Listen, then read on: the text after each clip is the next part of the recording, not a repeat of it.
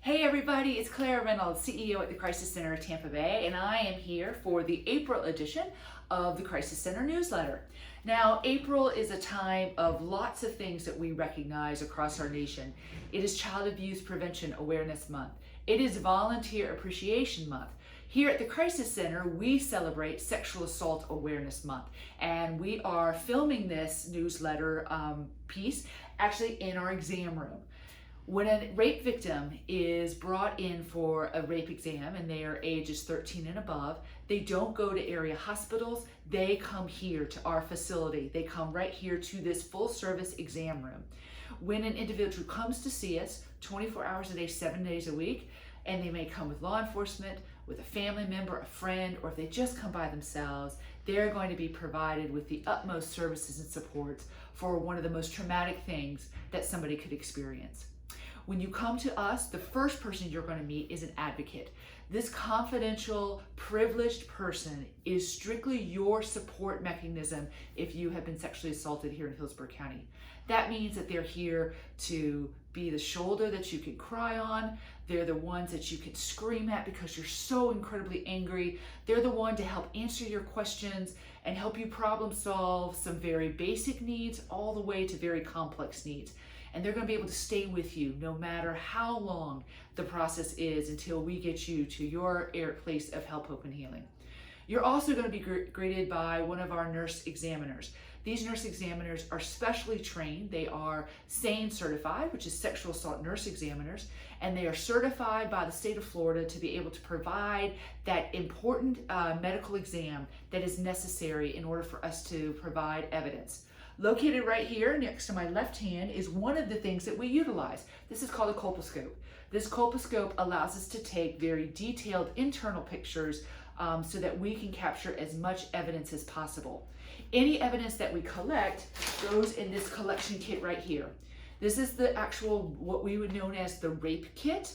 It is something that we have on hand and that we are certified to collect. All evidence goes into this envelope. Most of the time, this envelope is then handed over to a law enforcement agency. But if an individual doesn't want to report to law enforcement and they're 18 or over, we can hold on to that evidence up to a year and work with that individual to help them get to a place where they are able to then report their crime to law enforcement. Last year, 335 individuals came right here to this clinic to get a sexual assault rape exam.